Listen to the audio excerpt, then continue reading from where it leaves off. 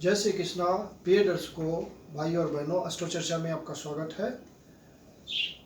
मैं कुंदन शर्मा आप लोग का हार्दिक स्वागत करता हूं। आज के वीडियो में हम मालव योग की चर्चा करेंगे। वैदिक एस्ट्रोलॉजी में बहुत सारे योगाज हैं, उनमें एक बहुत ही महत्वपूर्ण योग है पंच महापुरुष योग। तो पंच महापुरुष योग में 5 तरह के योग होते हैं, मतलब 5 ग्रहों से 5 तरह के योगों का निर्माण होता है, जिनको कलेक्टिवली हम पंच महापुरुष योग कहते हैं।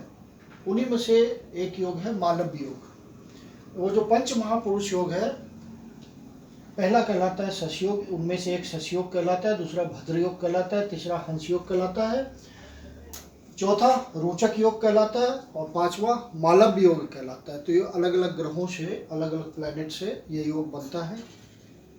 आज हम चर्चा करेंगे मालव योग की और बाकी की बारी बारी से फिर चर्चा करेंगे। तो मालव योग शुक्र ग्रह की उपस्थिति के कारण बनता है, जो विशेष संयोग होता है वीनस का, उसके कारण मालव योग बनता है। कंडीशन ये होती है कि शुक्र यदि पहले हाउस में या चौथे हाउस में या 7वें हाउस में या 10वें हाउस में, ये सारे केंद्राज कहलाते हैं। First house, 4th house, 7th house और 10th हाउस, इनको हम केंद्र भाव कहते हैं। तो केंद्र भाव में यदि वीनस स्वराशि में बैठ जाए, मतलब तुला राशि में बैठ जाए या वृष राशि में बैठ जाए, वृषभ राशि में बैठ जाए, या फिर अपनी उच्च राशि में बैठ जाए, एग्जाल्टेड राशि में, जो कि मीन राशि इसकी एग्जाल्टेड राशि होती है। मतलब ये हुआ कि शुक्र यदि वृषभ राशि में या तुला राशि में या मीन राशि में पहले भाव में बैठे या चौथे भाव में बैठे या 7वें भाव में बैठे या 10वें भाव में बैठे, तो मालव योग का निर्माण होता है। ये पंच महापुरुष योग, जो 5 तरह के पंच महापुरुष योग है, उनमें से एक है, जो कि शुक्र ग्रह के कारण बनता है। और ये फलित हो जाता है यदि मालव योग सही ढंग से कुंडली में विराजमान है। कहने का मतलब यह है कि शुक्र कमजोर नहीं है। यदि पूरी डिग्री लिए हुआ है, षड्बल है उसके पास, नवांश में पूर्णतः मजबूत है, नवांश में 6, 8, 12 भावों में नहीं गया हो, नवांश में जाके नीच का नहीं हो गया हो, तो इस तरह से यदि शुक्र कमजोर नहीं हुआ है किसी भी प्रकार से, तो वो अपना फल 21 से 25 साल के अंदर दे देता है। शुक्र जल्दी फल देता है, युवावस्था में ही फल देता है 21 से 25 के बीच। ऐसा ग्रंथों में लिखा हुआ है कि मालव योग 21 से 25 के बीच फलित होता है। और जो ये शश योग है, ये शनि के कारण बनता है। ये भद्र योग, ये मरकरी के कारण बनता है।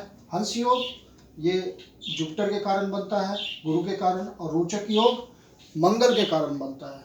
और मालव योग शुक्र के कारण बनता है। यदि किसी कुंडली में मालव योग है, तो शुक्र जिन जिन बातों को रिप्रेजेंट करता है, धन दौलत, संपदा, बढ़िया घर, बढ़िया इन्वायरमेंट, शान शौकत की ज़िंदगी, समाज में उस तरह की हैसियत, उन सारी बातों को शुक्र जिन जिन बातों को रिप्रेजेंट करता है, वो मालव योग यदि कुंडली में उपस्थित हो तो वो सारी बातें व्यक्ति को मिल जाती है। इस आयु में, प्राय इस आयु में मिल जाती है। बहुत सारी कुंडलियों में मालव योग होता है, लेकिन वो फलित नहीं होता है। उसकी वजह यह है कि शुक्र कमजोर हो गया है कुंडली में। और कैंसलेशन भी होता है। देव केरलम में इसकी चर्चा है कि ये योग कब कैंसिल हो जाता है, तो यदि किसी जातक की कुंडली में, और ये सारी बातें हम D1 में देखते हैं। ये योग, जो भी योग आप देखते हैं वो D1 से देखा जाता है, जिसको आप लग्न कुंडली बोलते हैं। इसको चंद्र कुंडली में भी चेक कर लेते हैं कंफर्मेशन के लिए। कुछ ज्योतिषी इसको चंद्र कुंडली में भी कंफर्म करते हैं, दोनों को देख के कंफर्म करते हैं, तो ज़्यादा अच्छा रिजल्ट आता है। इसका कैंसलेशन तब हो जाता है कुंडली में यदि जुपिटर पे शनि की दृष्टि आ गई हो।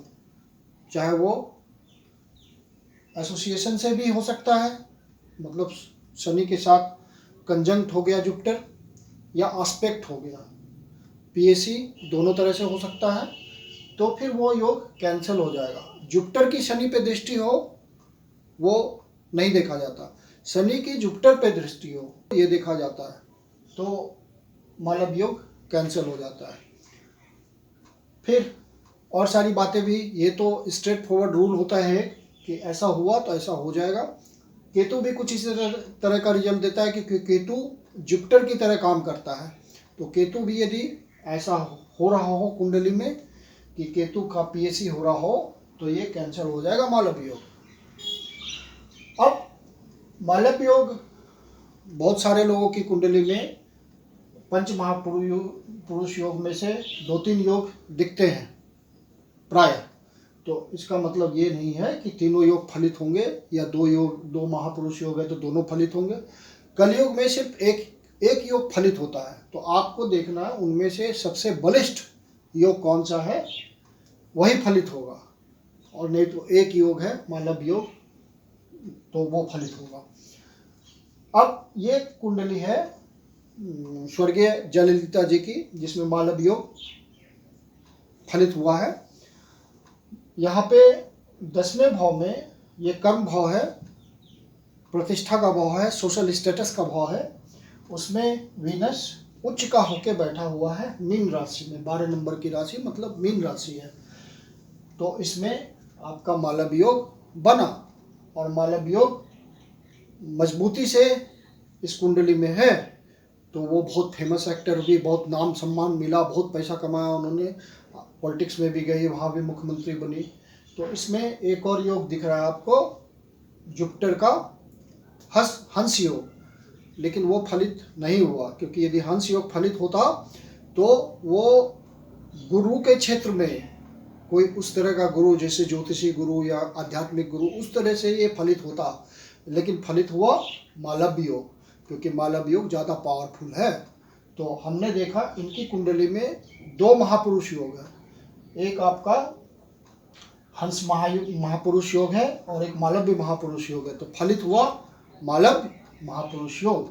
तो कलयुग में सिर्फ एक महापुरुष योग फलित होता है, सारे फलित नहीं होते, जो सबसे ज़्यादा बलिष्ठ होगा वही फलित होगा।